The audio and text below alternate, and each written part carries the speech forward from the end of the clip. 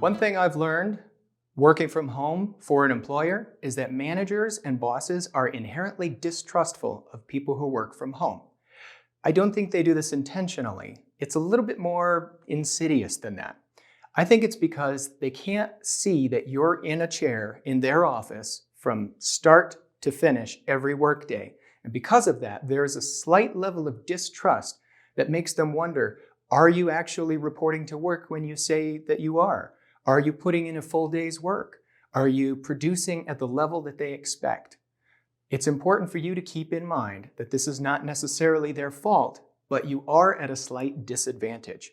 Even if you're self-employed, the same could happen when you're working with clients. There are some clients that I have that I've never met in person before. Most of them, though, I have, and they feel a lot more comfortable meeting with me face to face.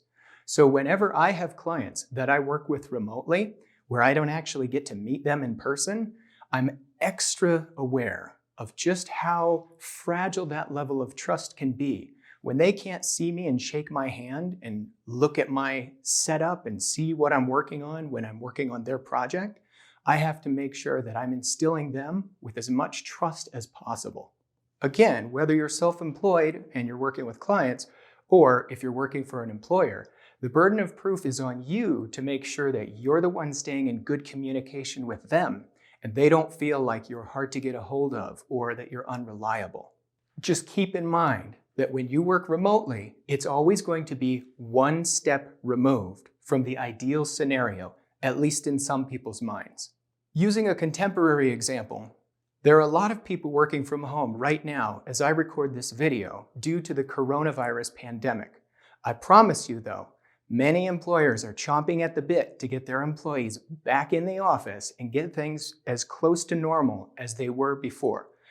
But let me tell you, first of all, that's not going to happen. And second of all, I think if you can do this right, you can show your boss or your manager that working from home is a viable option and that you are a valued member of the team, even if you can't be seen in person. If you're a part of a team, and that team typically meets in a local office building or co-working space or some sort of local centralized place, and you work outside of that, be aware that there can be a slight social awkwardness where it might feel like you're not part of the core team because you're not there for the inside jokes and the water cooler conversation. There can definitely be a sense of isolation and disconnect. What do we do about this? We make ourselves available. We make sure that when our boss or clients call us, we pick up the phone right away. If we use tools like Skype or Slack or other online chat tools, we make sure that we respond quickly and efficiently.